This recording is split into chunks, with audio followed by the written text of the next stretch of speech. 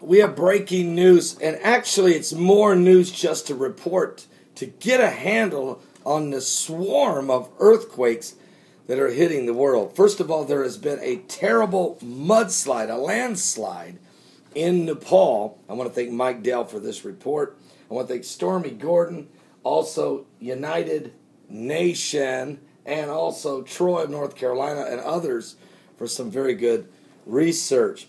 In Nepal, a fresh rainfall was hampering the search today for scores of villagers.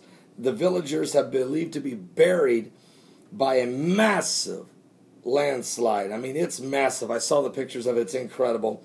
It's in northern Nepal. At least 100 people are dead. They really don't know how many are buried in there. They said they know for sure at least 100 are dead. It's in Nepal, as there's been, of course, the monsoon rain season is here. And we know in India and parts of Nepal, the Himalayan mountains experience this type of situation. This is very catastrophic and very disturbing. Now, there's also been 48 earthquakes in the last 24 hours that are at least 2.5 or higher, according to the USGS Geological Survey. There's been a 5.6 in the Begley Islands, a 4.8 in Japan. Now, prior to that one in Japan, there had been a 6.0 in Japan just about 24 and a half hours ago. So there was a 6.0 in Japan, 5.6 Begley Islands, 4.8 Japan, 4.8 India, 4.4 Russia. There was also a 4.9 earthquake in Japan. There was a 4.7 in Christmas Island. There was a 4.1 in Alaska. There's also been a 6.9, a major quake.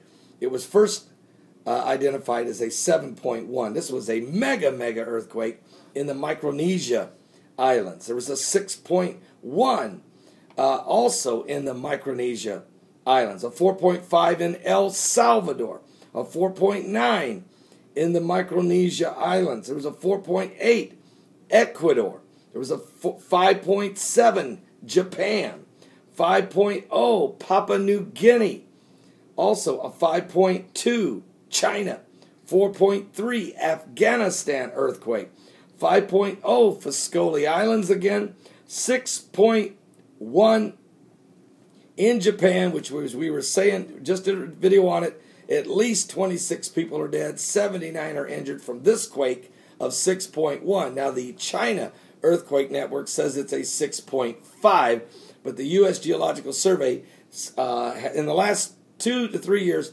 downplays every quake by quite a few points. I think they're trying to keep the public from panicking of the realization that the earth is reeling and rocking like a drunken man. The sinkholes are opening everywhere, strange holes in Siberia, and all types of extreme weather patterns with straight line winds of over 100 miles an hour and lightning bolts from the chargeable particles in the air. Just all kinds of dead birds, dead fish, dead cows. I think there's an absolute intent to keep some of this information from the public.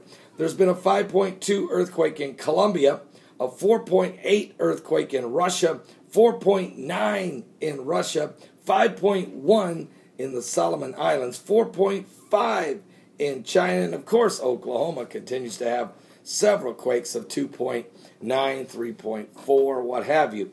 There seems to be an absolute pressure being put on the earth right now, and as I said, there was some strong solar flare CMEs released on July 30th, and I think you're now feeling, without question, the brunt of them CMEs. It's affecting the earth and the pressure on the earth. There's been quite a few volcanoes that have been spewing out ash and erupting, and there's other major apocalyptic signs taking place around the globe.